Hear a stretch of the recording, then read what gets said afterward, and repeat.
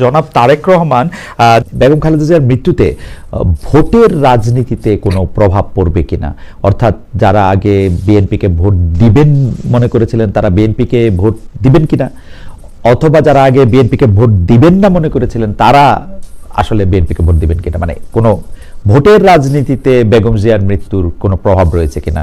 বিসমিল্লাহির রহমানির রহিম।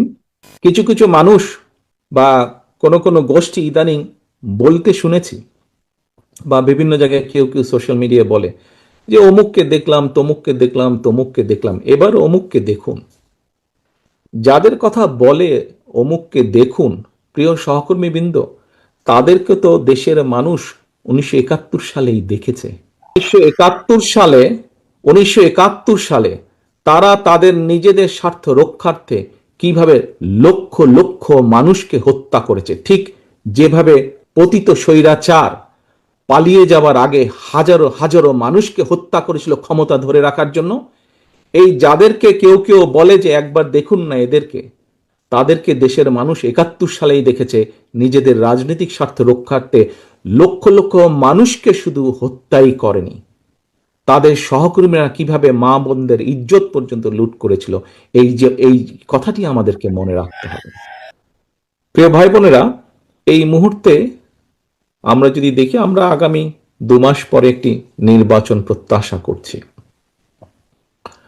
এই দেশটি গত 16 বছর যেই স্বৈরাচার পালিয়ে গিয়েছে, যেই স্বৈরাচারকে বাংলাদেশের জনগণ বিতাড়িত করেছে আন্দোলনের মাধ্যমে,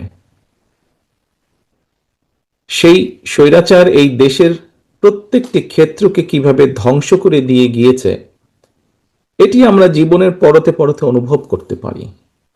কিভাবে দেশের অর্থনৈতিক ব্যবস্থা ভেঙে দিয়ে গিয়েছে, কিভাবে দেশের আইন শৃঙ্খলা ভেঙে দিয়ে গিয়েছে, কিভাবে দেশের শিক্ষা ব্যবস্থাকে ধ্বংস করে দিয়ে গিয়েছে, কিভাবে দেশের স্বাস্থ্য ব্যবস্থাকে ধ্বংস করে দিয়ে গেছে, কিভাবে দেশের প্রাকৃতিক অবস্থাগুলোকে, নদী নালা খাল বিল বন জঙ্গলকে ধ্বংস করে দিয়ে গিয়েছে, কিভাবে দেশের কৃষি যেটাই বলি না কেন সব কিছুকে যেভাবে ধ্বংস করে দিয়ে গিয়েছে, এর ভুক্তভোগী কিন্তু এই দেশের মানুষ। এখন একটি রাজনৈতিক দল হিসাবে এবং এই মুহূর্ত পর্যন্ত আত্মবিশ্বাসের সঙ্গে আমরা বলতে পারি বাংলাদেশের জনপ্রিয় রাজনৈতিক দল হিসাবে বিএনপির দায়িত্ব হচ্ছে দেশকে সঠিকভাবে পরিচালনা করা।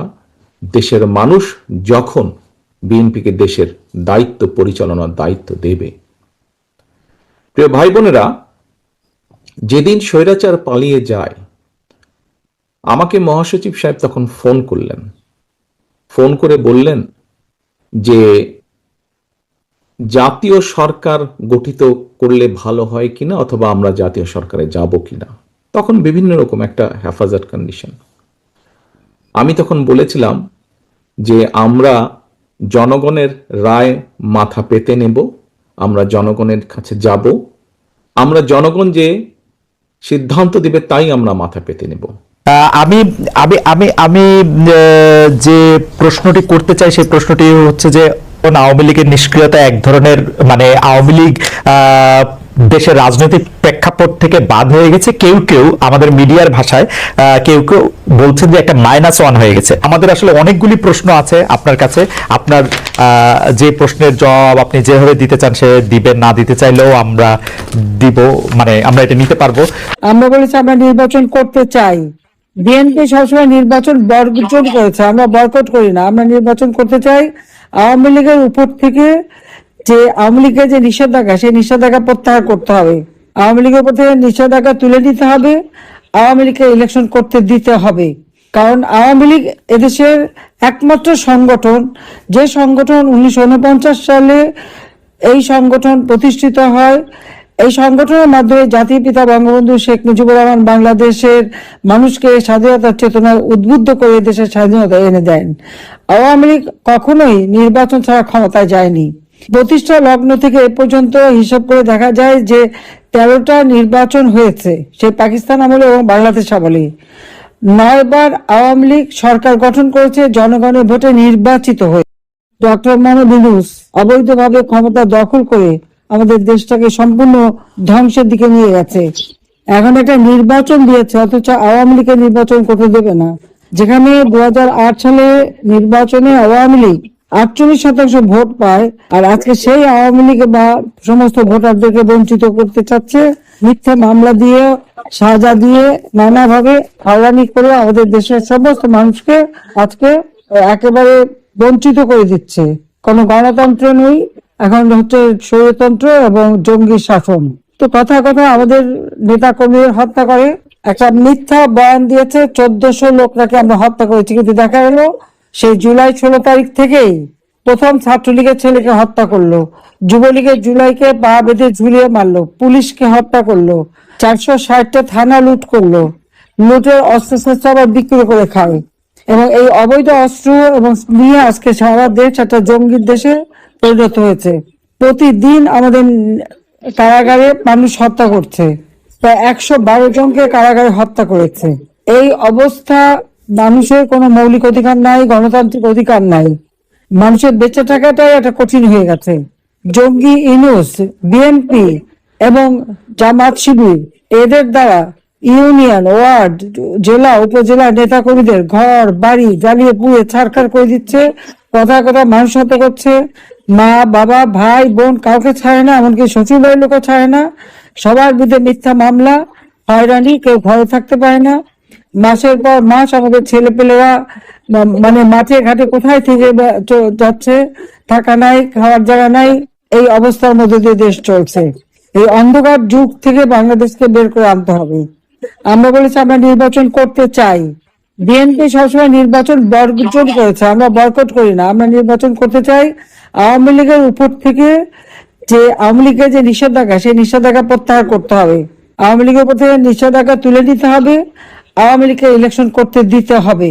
কারণ আওয়ামী লীগ এদেশের একমাত্র সংগঠন, যে সংগঠন 1949 সালে এই সংগঠন প্রতিষ্ঠিত হয়।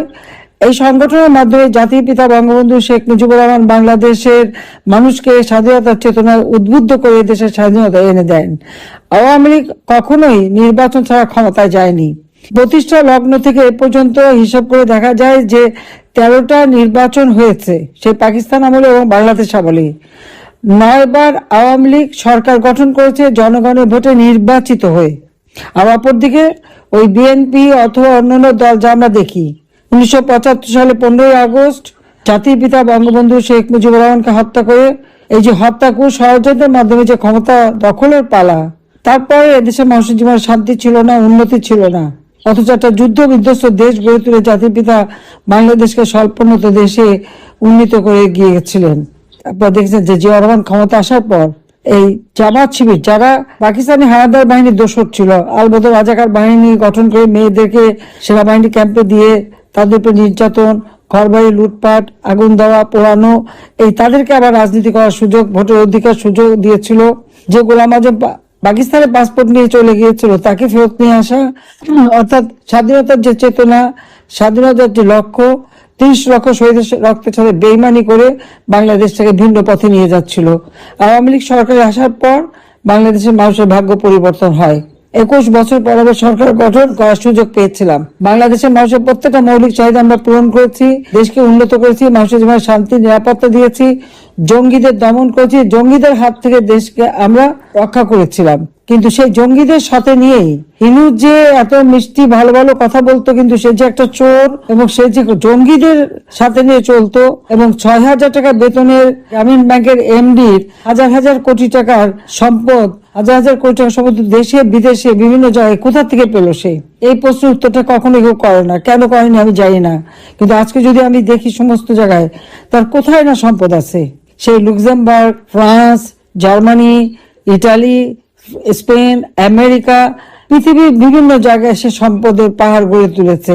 কার টাকা? কোথেকে পেল টাকা? 6,000 টাকা বেতনের কর্মচারী এত টাকা আসে কোথা থেকে?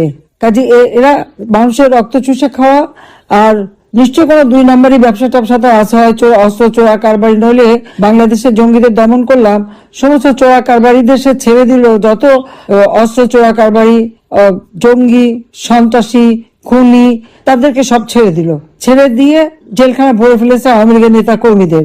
অকথ্য নির্যাতন চলছে জেলখানা আমাদের নেতা কর্মীদের উপর, ঠিকমতো খাবার দেয় না, তাদের স্লো পয়জনিং করে মেরে ফেলা হচ্ছে, তাদের উপর এমন অত্যাচার করে যে তারপরে যখন মুমূর্ষু অবস্থায় তাদেরকে হাসপাতালে নিয়ে যায়, এই মুমূর্ষু রোগীর হাতে হ্যান্ডকাপও পরিয়ে দেয়। যে হাতে অস্ত্র নিয়ে মুক্তিযুদ্ধ করে দেশ স্বাধীন করেছে তাদের আজকে হ্যান্ডকাপ পরায়। আর যারা এদেশের স্বাধীনতা বিরোধিতা করেছে এবং মা বোনদের পাকিস্তানি হানাদার বাহিনীতে তুলে দিয়েছে, বুদ্ধিজীবী হত্যা করেছে, গণহত্যা চালিয়েছে, আজকে তাদের গলায় ফুলের মালা ওঠে আর আমাদের মুক্তিযোদ্ধাদের অপমাননা করে, সমস্ত স্মৃতি চূর্ণ মুছে দিয়েছে। এই তারেক রহমান 32 নম্বর আগুন দিয়ে পুড়িয়েছে। যুব দলের সেই কি রোমান হাওলাদার, সে প্রথম আগুন দেয়, এরপরে তো ইউনূসের বাহিনী আছেই, তারা যে 32 নম্বর বারবার 32 নম্বর উপর হামলা, আগুন দিয়ে পুড়িয়েছে, লুটপাট করেছে। ওর ইট কাঠেও তাদের ভয়, কোনো কিছু হলেই সেখানে আগে ছুটে যায়, সেখানে আবার আগুন দেওয়া, আবার ভাঙা, এর ভাঙার আর শেষ হয় না। বাংলাদেশটাকে ভেঙে দিচ্ছে, দেশের মানুষের জীবনটা ভেঙে তছনছ করে দিচ্ছে। আর 32 নম্বর তো ভেঙেছে এবং মুক্তিযুদ্ধের সব স্মৃতিচিহ্ন। আর আমাদের তো কিছুই নাই, আমাদের যেখানে মানে গণভবন তো এটা তো সরকারি ভবন, কিন্তু আমাদের যা কিছু ছিল সব লুটপাট, মানে আমাদের যেখানে যা ছিল আওয়ামী লীগের প্রত্যেকটা মানুষের বাড়ি লুটপাট করেছে। এটা লুটপাট চুরি ছাড়া আর কিছু যায় না। আজকে নির্বাচন নামে প্রহসন করে তারা ক্ষমতায় যেতে চায়, জনগণের ভোটের অধিকার হরণ করতে চায়। কাজে এই অবস্থা থেকে দেশকে মুক্ত করতে হবে। যে আমাদের কথা স্পষ্ট, আওয়ামী লীগের উপর থেকে এই নিষেধাজ্ঞা প্রত্যাহার করতে হবে, আওয়ামী লীগকে নির্বাচন করার সুযোগ দিতে হবে। আমি ডক্টর ইউনূসকেই চ্যালেঞ্জ করি, সে আসুক না, ইলেকশন করে দেখুক, জনগণের ভোট নিয়ে ক্ষমতা যাক। কাজে এ লোকটা আমাদের দেশটাকে ধ্বংসের দিকে নিয়ে গেল। তার দোষর হলো এই জিয়াউর রহমান যেটা রেখে গেছে, তার সন্তান যে 17 বছর পর যে মুচলেখা দিয়ে চলে গিয়েছিল জীবনে রাজনীতি করবে না, 17 বছর পরে দেশে ফিরে এসেছে। আর সেই সাথে জামাত, শিবির, এনসিপি পার্টি নামে আরেকটি পার্টি, যত জঙ্গি এরা সব এক হয়েছে। কারণ তারা জানে যে আওয়ামী লীগ ইলেকশন করলে জনগণ আওয়ামী লীগকে ভোট দেবে, তাই কিভাবে সে ভোট চুরি করবে এখন সেই তালে আছে। কাজে এই অবস্থার থেকে দেশকে মুক্ত করবার জন্য আমি সবাইকে আহ্বান জানাই, এবং যে যেখানে আছেন আপনারা ওখানে স্থানীয় রাজনীতিবিদ, সরকার, তাদের সামনে তুলে ধরতে হবে যারা কত ফ্রড আর আওয়ামী লীগের নামে মিথ্যা কথা বলেছে। 1400 লোক নাকি আমি হত্যা করেছি, 1400 লোক কোথায় হত্যা করলাম তারা বললো, জাতিসংঘ আবার সেই রিপোর্ট লিখলো, অথচ দেখা গেল মাত্র 600 জনকে তারা আর্থিক সহায়তা দিয়েছে, প্রজ্ঞাপন জারি করেছে 800 জনের। তো বাকি কারা? আর এই হত্যা তো আমরা করিনি। 15 জুলাই থেকে যত হত্যাকাণ্ড, অগ্নিসন্ত্রাস যারা করেছে সবই তো ইউনূসের বাহিনী, যে জামাত, শিবির, এনসিপি সমন্বয়ক, এবং তাদেরকে ইন্ডেমনিটি দিয়েছে। যারা অপরাধী বলেই তো ইন্ডেমনিটি দেওয়া হলো, অপরাধী না হলে তার ইন্ডেমনিটি দিত না। এটা তো বাস্তবতা, এটা সবাইকে মনে রাখতে হবে যে এইভাবে ইন্ডেমনিটি দিয়েছে। আর যত মামলা আওয়ামী লীগ নেতাদের বিরুদ্ধে, কর্মীদের বিরুদ্ধে, এবং সেটা সারা মানে বিশ্ব জুড়ে অপপ্রচার চালাচ্ছে। কাজে অপপ্রচার যাতে না করতে পারে তার জন্য এবং সঠিক তথ্যটা সবাইকে তুলে ধরতে হবে। কাজে আপনারা সবাই ভালো থাকেন, সুস্থ থাকেন। আবার আমি শুভেচ্ছা জানাচ্ছি সবাইকে ধন্যবাদ। ইনশাআল্লাহ এই অন্ধকার কেটে যাবে, বাংলাদেশের মানুষের জীবনে আবার ফিরে আসবে। আমরা 15 বছর 7 মাস একটানা সরকার থেকেছি, বাংলাদেশে আর কোনো সরকার এতদিন থাকতে পারে নাই, যার জন্য আজকের বাংলাদেশ বদলে যাওয়া বাংলাদেশ, উন্নয়নের বাংলাদেশ। কিন্তু দুর্ভাগ্য আমাদের যে সেই বাংলাদেশটাকে আজকে এই ইউনূস, তারেক জিয়া আর ওই জামাত ইসলামী মিলে ধ্বংস করে দিয়েছে। কাজে ধ্বংসের হাত থেকে দেশকে আবার উদ্ধার করতে হবে, মানুষের জীবনে শান্তি, নিরাপত্তা আনতে হবে, মানুষের মৌলিক অধিকার ফিরিয়ে দিতে হবে, গণতন্ত্র প্রতিষ্ঠা করতে হবে। আওয়ামী লীগের সকল নেতা কর্মী এবং 14 দল মুক্তিযোদ্ধা যাদের বিরুদ্ধে যত মামলা দিয়েছে, সেই সাবেক চিফ জাস্টিস থেকে শুরু করে সেনাবাহিনী অফিসার, পুলিশ, তাদের বিরুদ্ধে যত মামলা, সব মামলা প্রত্যাহার করতে হবে এবং সকলকে কারাগার থেকে মুক্তি দিতে হবে। বিনা বিচারে, বিনা কারণে মামলা দিয়ে সবাইকে হয়রানি করা। মোট 10 কাঠা জমির জন্য আমাদের বিরুদ্ধে মামলা দিয়ে 6 বছর 7 বছর করে একজনের শাস্তি দেয়। তো ইউনূসের যে 4080 কাঠা জমি, তার কয়বার শাস্তি হবে সেটা একটু বিচার করে দেখেন। একটা দুর্নীতিবাজ, চোর আজকে দেশটাকে ধ্বংসের দিকে নিয়ে গেছে। তো সবাই ভালো থাকেন, সুস্থ থাকেন, ইনশাআল্লাহ জনতার জয় হবে।